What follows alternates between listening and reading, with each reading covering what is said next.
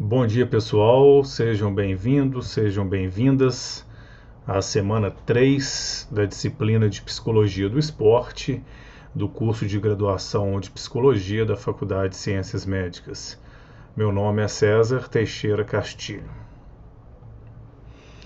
Nosso roteiro da semana 3, ele foi dividido em 3 partes. Eu vou fazer uma rápida revisão da última aula, sempre bom a gente lembrar um pouco do que foi discutido. Vou falar um pouco sobre o campo, do esporte de alto rendimento, as suas características e peculiaridades na parte 1, no primeiro vídeo. Entender um pouco, quando a gente fala do que é o esporte de performance ou esporte de alto rendimento. E na parte 2 a gente vai falar um pouco da psicologia e a sua atuação no esporte de alto rendimento, ou seja, como que a psicologia ela entra, ela atua, ela interfere, ela ajuda no esporte de alto rendimento e no esporte de performance. Quanto à nossa primeira revisão, só lembrando então que nós falamos um pouco sobre a origem do que seria o esporte moderno, essa questão da institucionalização ou da esportifização de práticas de lazer, práticas lúdicas no contexto da Europa, em um momento de mudanças sociais, econômicas profundas. Eu falei um pouco da Revolução Industrial e da Revolução Francesa também. E depois a gente atacou, a gente falou um pouco sobre o artigo 1 da Katia Rubio, onde ela vai falar um pouco do campo, da história da psicologia do esporte, da psicologia do esporte como uma sub-área reconhecida pelo Conselho Federal de Psicologia a partir do ano 2000, e das possíveis atuações, tanto na clínica, no campo social, no campo educacional e também no esporte de alto rendimento dos psicólogos. Partindo agora para o esporte de alto rendimento, o que seria o esporte de alto rendimento, eu sempre gosto de mostrar para vocês também quais são as minhas referências, quais são os autores que eu trago para vocês. Até porque, se alguém quiser ler essas referências, para que se tenha uma ideia mais completa daquilo que está sendo discutido em sala de aula, é interessante. Então, esse slide, eu trago 3 obras, claro que eu vou além, que eu uso para falar um pouco sobre essas questões que eu trago para vocês hoje. Então, tem a Sociologia Crítica do Esporte, que eu já postei para vocês e que a gente já estudou o capítulo 1 do Walter Brasch.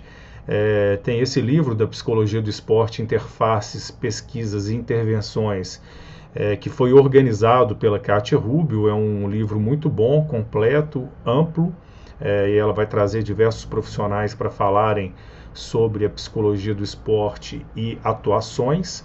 E eu trago também esse terceiro livro, que é um livro francês, que chama Os Escândalos do Esporte Contaminado, que vai falar um pouco também desse outro lado do esporte, esse lado do doping, essa tentativa que se tem de superar todos os limites, não importa por qual meio.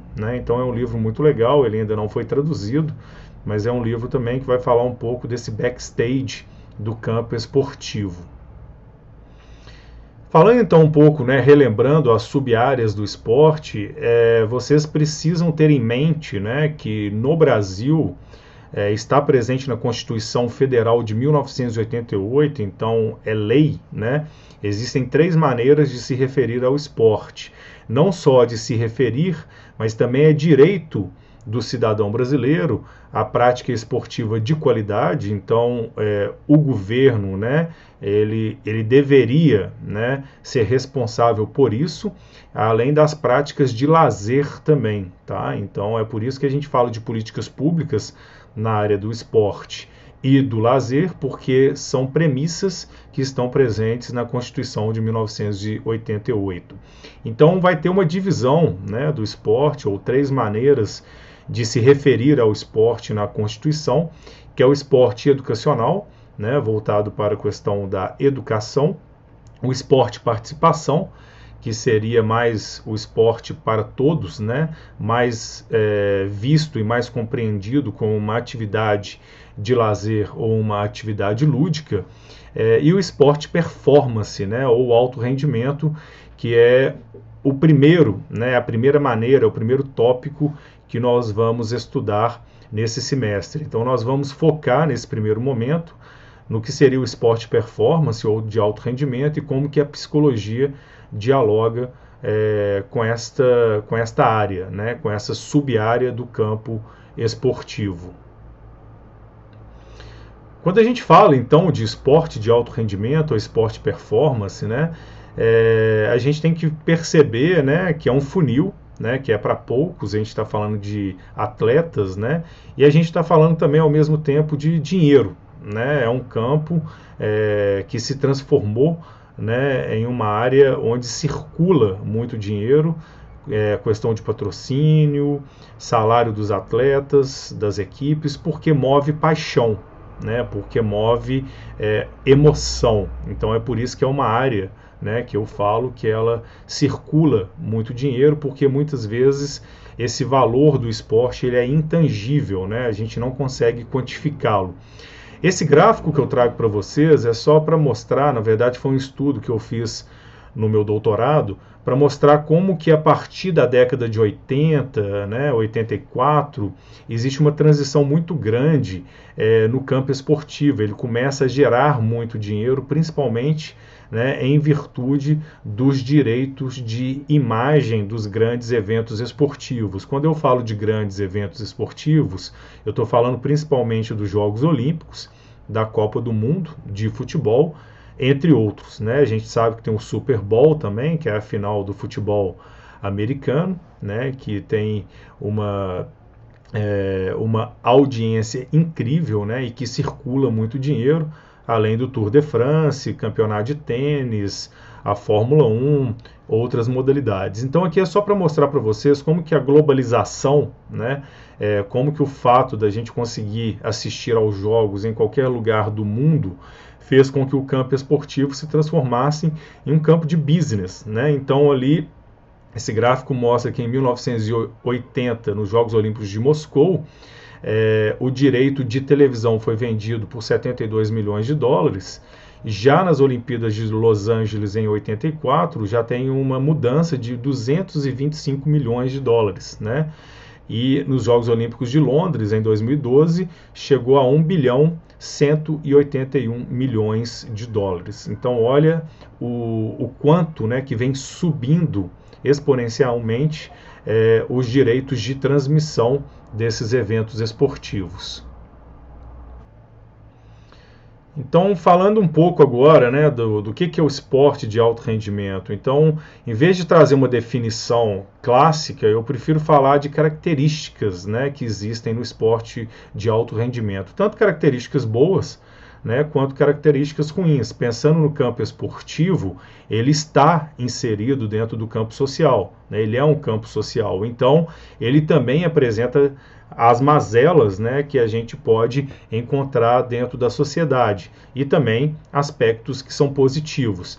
Então essa foto, né, ela vai mostrar para a gente uma corrida de revezamento de atletismo, e aí a gente pode pensar em superação, busca de recordes, trabalho em equipe, né, porque essa modalidade você tem que passar esse bastão entre 4 atletas, né? Então exige todo esse treinamento, e até mesmo nos esportes individuais o trabalho em equipe é fundamental. E quando eu falo em equipe, não com os outros companheiros de equipe, mas com o técnico, com o psicólogo, com o fisiologista, né? Com o clube. Então é toda uma complexidade, né, que se dá no campo esportivo. Então quando a gente assiste, né, ao desempenho de um atleta, podem ficar certos que existem diversos profissionais no entorno desse atleta, né, e tentando trabalhar ao máximo para que ele tenha uma performance histórica, né, para que ele realmente consiga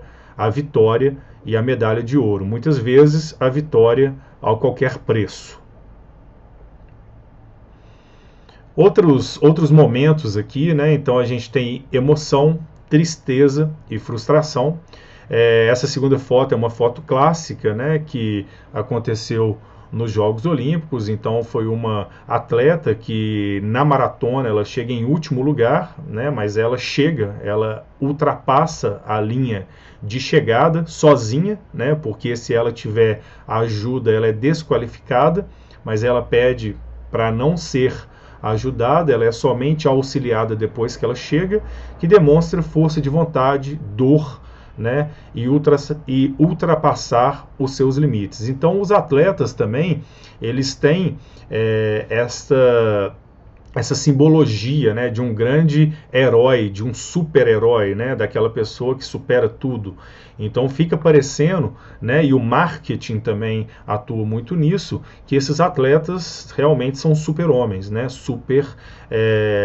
porque eles conseguem recordes e velocidades e saltos que nenhum outro ser humano ele conseguiria, né? Então, quando a gente pensa em um atleta de alto rendimento, e quando a gente tem acesso a eles, né, é muito surpreendente a capacidade física e psíquica que eles têm. Mas o esporte também, né, ele é política, ele é questão de gênero, ele é racismo, né, a gente tem vários exemplos nesse entorno. Então a gente tem os Jogos Olímpicos de 1936 na Alemanha, que foi em Berlim, né, que o Hitler estava assistindo, foi usado para fazer a política do nazismo, né, é um Jogos Olímpicos histórico para quem gosta de política e esporte. E que os atletas negros americanos, eles ganham, né? O Jesse Owens ganha os 100 metros rasos, os 200 metros rasos e o salto em distância na frente do Hitler, né?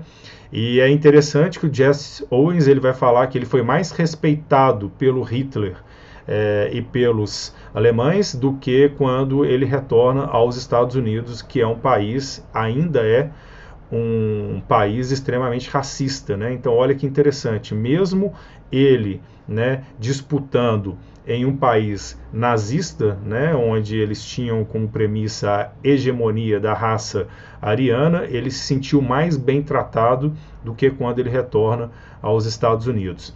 Essas fotos, elas retratam os Jogos Olímpicos de 1968 na cidade do México, quando dois americanos, né, eles vencem a prova dos 100 metros rasos, primeiro e terceiro lugar, e eles fazem o gesto da Pantera Negra, ou o movimento Black Power, né, que ficou marcado para sempre, para criticar a política segregacionista dos Estados Unidos. E, por incrível que pareça, eles foram suspensos do Comitê Olímpico Americano logo depois desse gesto que eles fizeram, tá bom? E a Copa do Mundo de 1934, que também foi na Itália do Mussolini, e assim como os Jogos Olímpicos de 36, foi também utilizado como propaganda de um regime autoritário e ditatorial na época. Outra multifaceta, né, do esporte de alto rendimento são alguns escândalos recentes que foram divulgados pela imprensa dos Estados Unidos, aqui do Brasil, da França também, em uma modalidade distinta, que é a patinagem artística, mas talvez esse escândalo seja o maior de todos os tempos, no que diz respeito ao abuso sexual e assédio moral na ginástica artística dos Estados Unidos. E aconteceu a mesma coisa aqui no Brasil nos últimos anos, né, com vários relatos de atletas falando de abuso sexual por técnicos, por preparadores físicos e por médicos também da Confederação Americana de Ginástica Artística e da Confederação Brasileira de Ginástica Artística. Aqui eu trago para vocês, né, um filme que é um documentário sobre esse escândalo que chama Atleta A, e ao lado a gente vê uma foto, né, do médico que abusou sexualmente de mais de 600 atletas dos Estados Unidos de ginástica e que foi preso e que já foi condenado a mais de 150 anos de prisão. Mas isso demorou mais de 20 anos, tá? Foi muito difícil realmente provar, porque a maioria das vezes não se escuta, né, as vítimas. Então, e o médico, né, o discurso médico é sempre tido como o verdadeiro. Mas finalmente chegou-se a esse veredito final, né, e ele foi preso e está sendo condenado ainda a mais anos de prisão. Depois a gente vai falar mais sobre isso, e esse filme é uma das sugestões que eu dou para vocês para o nosso texto crítico.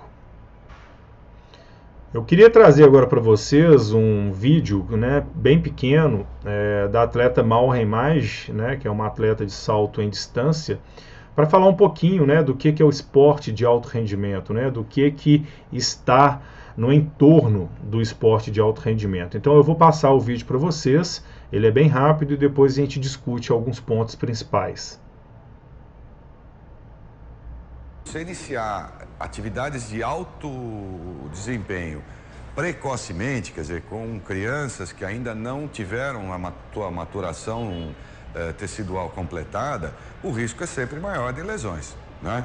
E quando você tem um número maior de lesões durante a vida atlética de um atleta, com certeza ele vai ter mais sequelas no fim da vida dele. O nosso estudo piloto tem nos deixado assustados. Realmente são, às vezes, pessoas de 35 anos, 40 anos que pararam com o esporte há alguns anos, mas que já tem um joelho com artrose, com degeneração de alguém como se tivesse 50 ou 60 anos. É preocupante. Dr. Moisés também trata de gente grande, acostumada à sobrecarga de treinos. Então leva meses para ficar amortecido aqui. Campeões olímpicos, inclusive. Bem, boa na mão para cima. Nossa, tá ótimo, musculatura. A dor, ela faz parte da vida do atleta de alto nível. Eu mesmo hoje, assim, eu tô com dor no pé, tô com dor aqui no quadril e dor muscular na anterior, então eu ainda tenho que treinar. Eu tinha competido mundial com muita dor no joelho, que me atrapalhou bastante. E na Olimpíada você acaba esquecendo, né? Ali não tinha dor, eu fui para as Olimpíadas com dor, treinei em Macau um mês com dor, já cheguei a ficar 2 dias sem treinar chorando de dor por causa do joelho, assim. Mas na hora não tem quem faça, nem a dor faz te sair de dentro da pista, você sair de dentro da pista, assim. Então a gente supera. E a velocidade para o primeiro salto da Mallory.